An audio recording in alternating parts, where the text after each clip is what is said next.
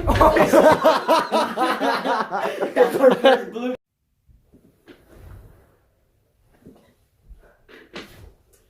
I won't be telling you how the Americans cooked meat on bayonets during the American Revolution, but I will tell you about three of the most important revolutions of the West: the American, Haitian, and Brazilian. Revolutions have changed the political and social aspects of countries in many ways to this day and still continue to do so. Hi, my name is Braydon Thomas, and this is Course Crash History World.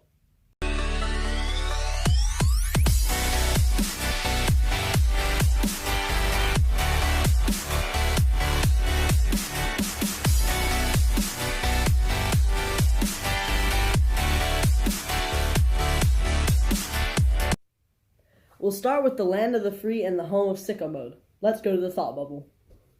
Let's start with the American Revolution. It all started with the 7 Years' War. Britain needed to tax the American colonists in order to recover from the debt of the war. Therefore, taxes such as the Stamp, Tea, and Township Acts were enacted. These taxes without representation in Parliament spurred anger within the colonists. Events like this led to slogans like "No taxation without representation" and revolts like the Boston Tea Party. The hatred for Great Britain led to the Olive Branch Petition, emergence of the Sons of Liberty, and the formation of the Continental Army by George Washington, who played a key role in the fight for independence. Soon after, the Americans wrote the Declaration of Independence, which declared that the 13 colonies were no longer under British rule. This angered the British, causing the battles of Lexington and Concord.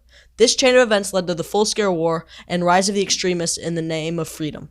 Acts of violence like tarring and feathering and all-out war between colonists in Great Britain, like occasions like Valley Forge and Bunker Hill. After years of war, the American colonists prevailed and had fully declared independence in the signing of the Treaty of Paris. This victory led to the writing of the Articles of Confederation and the U.S. Constitution. Now let's talk about the Haitian Revolution. It all started when the Haitians realized how badly they were being treated. So, after the French Revolution, a new man came into power, Napoleon Bonaparte. Now, this isn't going to be confused with the tater-tot munchin', lard-lovin' Napoleon Dynamite. And now for the open letter.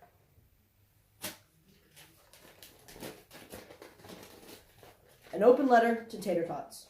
Tater Tots, thank you for being you. You have jumped into the hearts of people worldwide.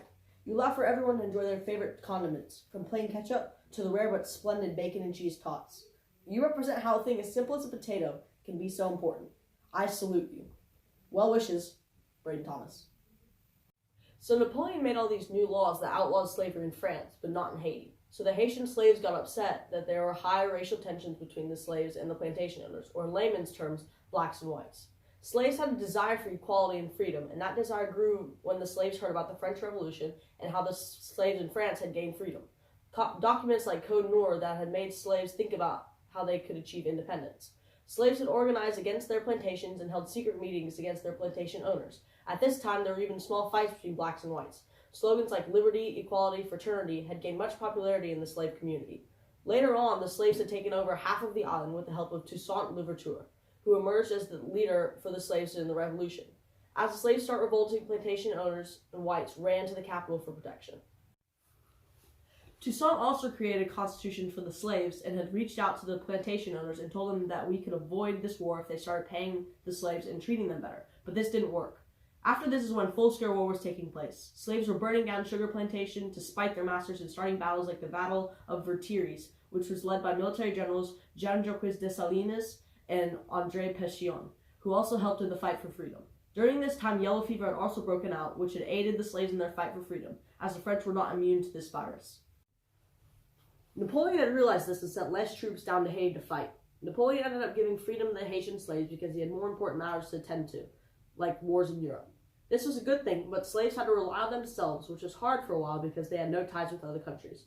Jean-Jacques Dessalines signs the St. Dominguez Declaration of Independence to approve of Haiti's independence, and this was also the first successful slave rebellion. Mr. Thomas, are there any revolutions that didn't follow the anatomy of the revolution model? Well, as you may further past, there is, and we're about to talk about one. Let's talk about the Brazilian Revolution. The Brazilian Revolution started when King John VI of Portugal and the rest of the royal family were forced out of Brazil because of Napoleon. They moved to the Portuguese colony of Brazil. Later, political tension brought King John back to Portugal, leaving his son Dom Pedro in charge of Brazil. The war with Napoleon caused high taxes to be put on the people of Brazil, which meant more work for the slaves and lower classes. This angered the people. This in turn led to the creation of the Imperialist Party, which had a lot of followers due to the inequality of classes. This caused the slogan "Portuguese is a parasite to the British people" to gain popularity. Dom Pedro realized that Brazil would continue to have problems if they stayed under the imperialistic rule of Portugal. Dom Pedro longed for the independence of his people, as well as improving their lives. During this time, leaders like José da Silva Xavier led the first protest movements, and people started to want change. Dom Pedro had the backing of the masses, and on September 7, 1822, Dom Pedro declared Brazil's independence. As the Portuguese were fighting with France, they couldn't do anything, so Brazil won their independence. So now you can see how there was never a stage 5 or full-scale war during the Brazilian Revolution, which breaks away from the model. But in these new countries, even though there was independence, they had struggles as well. They had short-term trouble finding ways to make money by exporting goods, and there were some long-term effects like independent instability that caused some more uprising. But these revolutions also caused a shift from monarchy to new and improved democracy. This production is sponsored by Mr. Metcalf.